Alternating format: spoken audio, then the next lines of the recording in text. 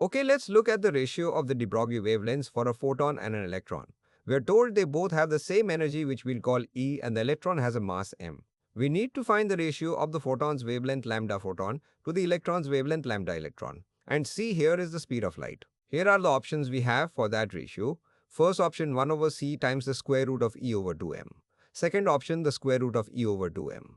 Third option, c times the square root of 2me. And the fourth option, c times the square root of 2m over E.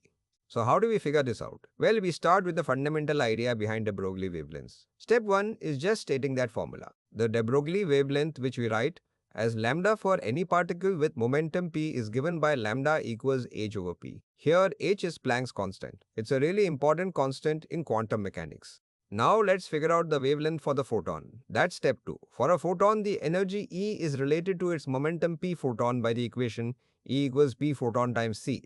We can rearrange this to find the momentum of the photon. P photon equals E over c. Now we just substitute this into the de Broglie formula we saw earlier. Lambda photon equals h over p photon, which becomes h over the quantity E over c. And if we flip that fraction, that gives us lambda photon equals hc over E. So that's the wavelength for the photon. Next, in step 3, we need to determine the wavelength for the electron lambda electron. For a non-relativistic electron with mass m and kinetic energy E, the energy is related to its momentum by the standard kinetic energy formula, using momentum E equals p electron squared over 2m. We want to find the momentum, so let's solve for p electron. First, p electron squared equals 2me. Then, taking the square root of both sides, p electron equals the square root of 2me. Now, just like with the photon, we substitute this momentum into the de Broglie formula. Lambda electron equals h over p electron, which is h over the square root of 2me. Alright, step 4. Calculating the ratio of the photon and electron wavelengths. We set up the ratio using the known formulas for each. Next, we multiply by the reciprocal of the denominator. Notice the h terms cancel. This results in the expression shown.